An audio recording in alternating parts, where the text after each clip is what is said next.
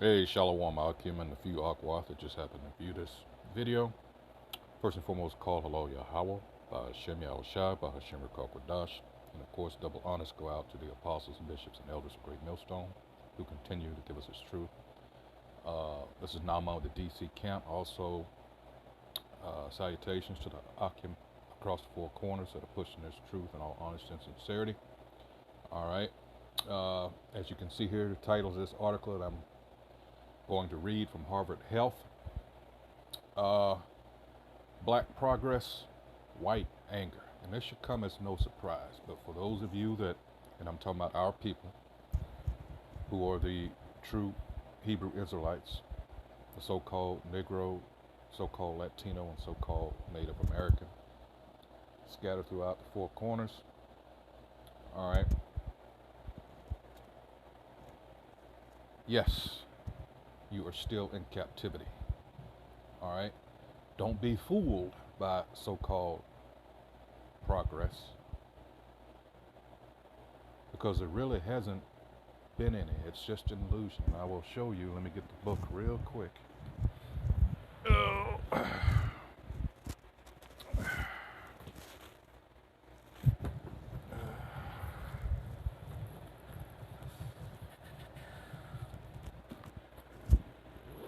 Because for the most part,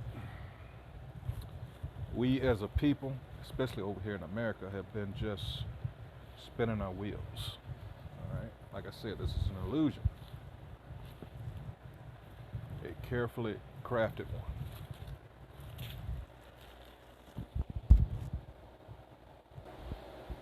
Sorry about that.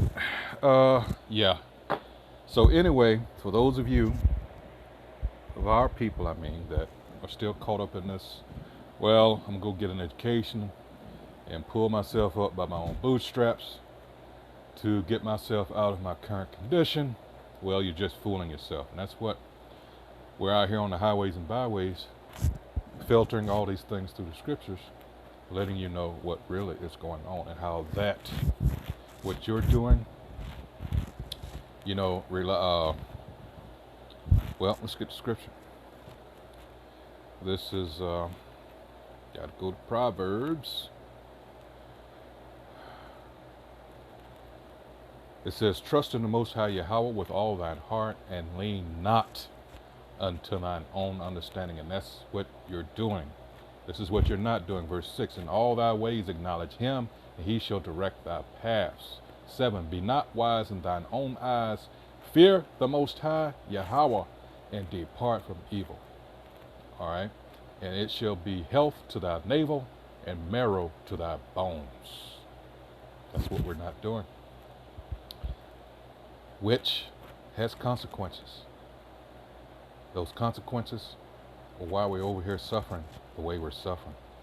9, honor the Most High Yahweh with thy substance and with the first fruits of all thine increase. Going back to the laws.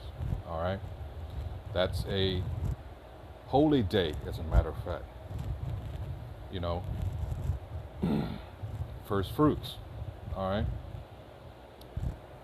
This is what we're not doing. That's what we're trying to get our people to return, to turn back, repent. All right. Because time grows short. Anyway, back to the article. This is the book by Dr. Claude Anderson. All right. It's called Dirty Little Secrets about Black history, its heroes, and other troublemakers. All right. When I said about we spinning our wheels, I'll get to that a little bit later. But in this one, Eddie S. Glaude Jr., this is the brother here, says the nation is currently in the angry throes of a white reprisal to the racial reckoning sparked by the police murder of George Floyd. All right. A response that comes at a critical time in efforts to build a genuine multiracial democracy. People were just talking about in May, I think it was, will be 2 years since that happened. Look at all the shit that's happened in those 2 years. All right, it says we're in the midst of what some will call a backlash.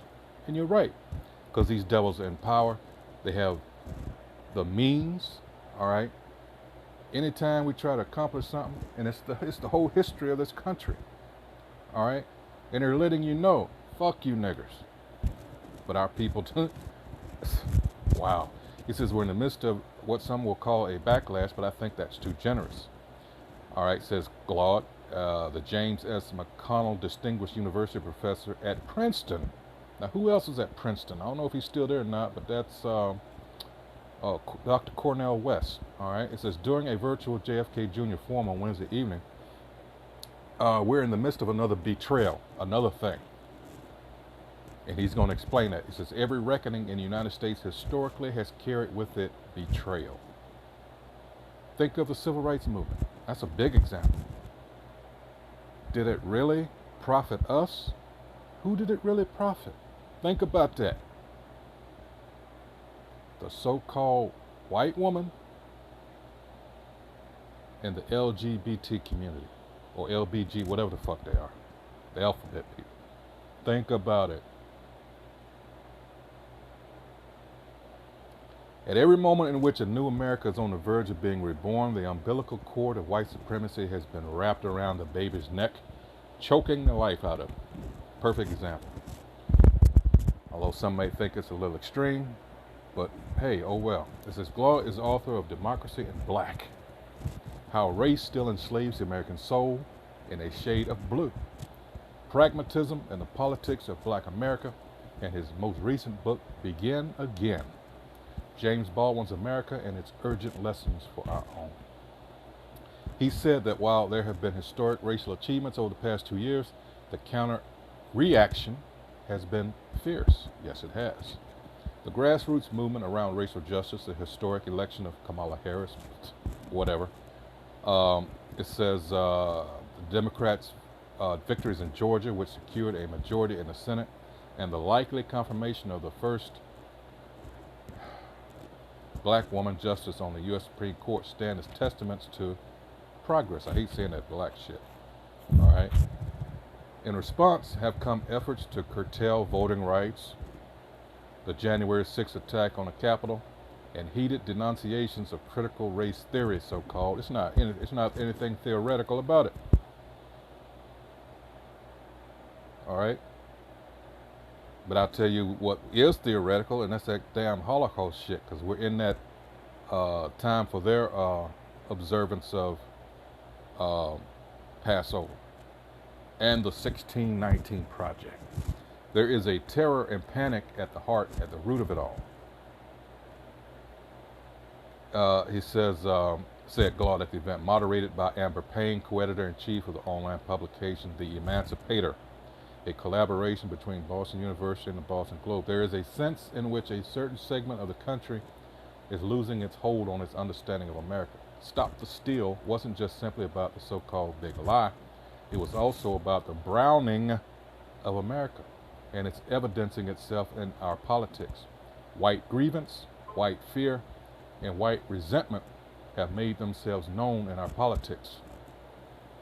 Glaude points to the aggressive questioning by Republican senators of federal judge Ketanji Brown Jackson during her confirmation hearings as a reflection of the party's efforts to disenfranchise voters of color, which we've always said we shouldn't be participating in it anyway as Israelites, because it was set up against us in the first place. All right. It's the latest example of the ongoing betrayal that we're experiencing, he said. I see it as a component of the insistence on this idea that America must remain a white nation. Exactly. Glaude worries that the next phase could turn more violent. Yes, it will. All right, it will. And that the battle for the soul of the nation could be lost if it fails to confront the legacy of slavery. Who cares? Good. Let this motherfucker go up in flames. That's what we really want. He says white supremacy and structural racism. Citing the work of James Baldwin, the famed writer and civil rights activist, Glaude said that it's imperative to confront the myth about the founding of the U.S. as a democracy while allowing slavery. There's this idea of America as the shining city on the hill, as this example of democracy achieved as the Redeemer nation, he said. And that lie from the very beginning, to my mind, has distorted and disfigured America so much so that we can't become the kinds of people that democracies require, because we've been habituated to live in that fantasy. And it has been a fantasy. And you can tell the mindset of this Jake here is that he wants to save this wicked ass place. All right? No. We want it gone. Fuck it. It has proved to be nothing but bitter for our people, and nothing's ever going to change. Fuck this place. Fuck America. All right? He says we have to confront that lie. He said a first-year student asked Claude how the nation could begin the process. After hundreds of years, you don't get it? This place was set up to fail from the beginning, and the elites knew it. All right? You study the history of the Statue of Liberty and what it was intended to be, all right, which is not what you see now. Yeah, goes into masonry and all that other shit, Freemasonry and all that other shit. All right, it says anyway, he says how we organize, how we mobilize, and how we fight around a set of issues can hopefully chart a different path of our being. Hey, no, you know what? That's it. As usual, they don't have comments for. Well, let me see. Let's go to the source. All right. This is the Harvard Gazette. I want to see.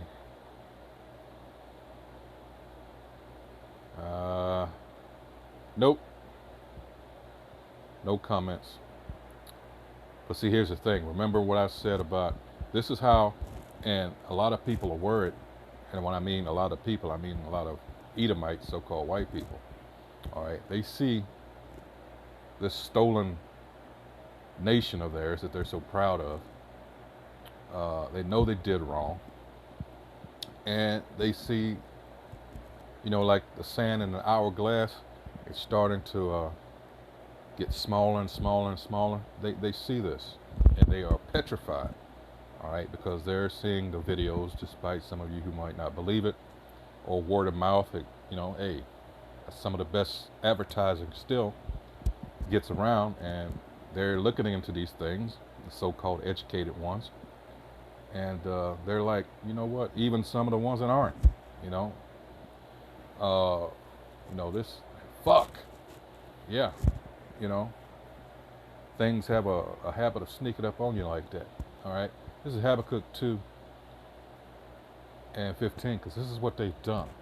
That drink that we're reading about here, that democracy, that wine, all right, that's their democracy, as I said, their philosophies that they spread, and it's all wicked. And people are seeing that. So their allies are like, you know what, fuck you. And we're in the point where, you're in that miry clay and iron, and, shit don't mix. And their allies are like, fuck it, we out of here.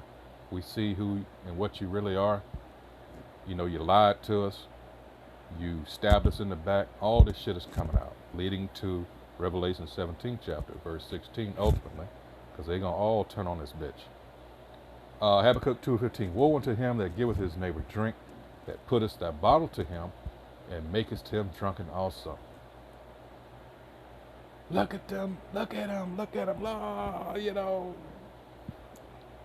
talking about Israel. Look at Gad. Look how he acts when, oh man, you set him up. You fill him, feed him full of this bullshit philosophy and doctrine. And when they're naked, meaning they no longer have, which in our case, we got away from the law, statutes, and commandments. That's how we're naked. Now you mock and laugh. That's what this is talking about here. That puttest thy bottle to him and makest him drunken also, that thou mayest look on their nakedness. 16. Thou art filled with shame for glory. Drink thou also, and let thy foreskin be uncovered. Meaning, it's all going to go back on you. Esau, so-called white man. Yeah. It's all going to come back on you. Psalms 7 and 15 and 16. Psalms 9, verse 16. Lamentations 4, 20 on down to the end. See, you can't get away from these prophecies. Why? Let me finish this. Thou art filled with shameful glory. Drink thou also, and let thy foreskin be uncovered. The cup of the Most High Yahweh's right hand shall be turned unto thee, and shameful spewing shall be on thy glory. And it is a shame, because you went throughout the world ever since the Renaissance period, you know, saying how great you were, that you put up images of you being in the image of the heavenly host, to include the Most High and His Son. You said if there is a Most High and the heavenly host, they look like me, because I'm white, which you started in the late 1600s calling yourself white. So you've enjoyed demigod status for hundreds of years. And now everybody's starting to see who and what you really are. And you can't take it. This truth, what it was intended to do, is bringing you down. Let's go to, first let me get this. This is Hosea. And this is all we're doing. We're not out here with weapons or anything. This is Hosea 6 and 5. It says, therefore have I hewed them by the prophets. I have slain them by the words of my mouth, and thy judgments are as the light that goeth forth. Why? Because as it says in Amos 3 and 7, surely the Most High Yahweh will do nothing, but he revealeth his secret unto his servants, the prophets. Let's go to 2 Corinthians 10 and 4. It says, for the weapons of our warfare are not carnal. Like I said, we're not out here with guns, and, you know, that's the so-called white man's blessing. That's Edom's blessing that he got from Isaac. That's Esau's blessing. You know, all weapons and manners of war and deceit. For the weapons of our warfare are not carnal, but mighty through the Most High to the pulling down of strongholds, casting down imaginations, which is what we're doing. All these lies are exposing all the witchcraft and the deception that you've performed. All right, it's pulling all this shit down. And it says, casting down imaginations and every high thing that exalted itself against the knowledge of Yahweh B'Hashem Yahushua, and bringing into captivity every thought to the obedience of Hamashiach Yahushua. So you're done. All right, I'm going to cap it off by what I said earlier about our people just spinning their wheels. This is, let's see.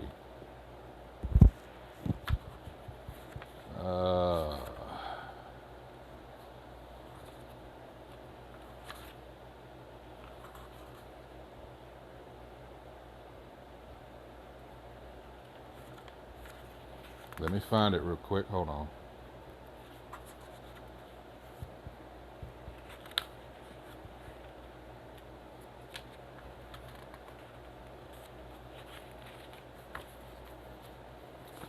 Now, that's what we tell you about these wicked ass preachers. I'm not going to, you know, but it tells you what they were set up to do. If you can freeze it, let me get my fingers out the way. All right, if you can freeze that, it tells you how it was about control. All right, that was a job. They weren't concerned with your spiritual well-being, restoring you, telling you who you really are. It was merely about control. All right. Hold on just a second.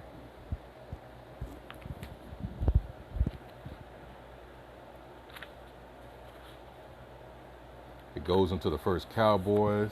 This is a good book, but hold on. I'm still trying to find. I could have sworn it was earlier in the book. Let's see.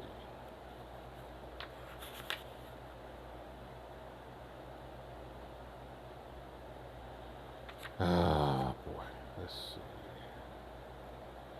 Goes into Harriet Tubman, all that stuff.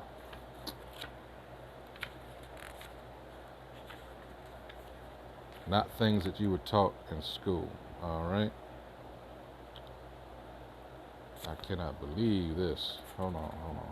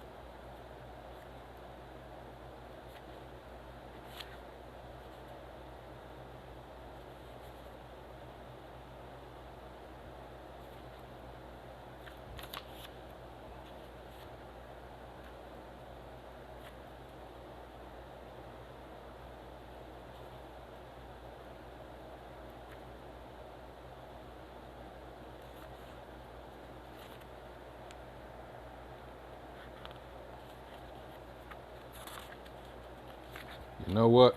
I cannot believe this. Uh,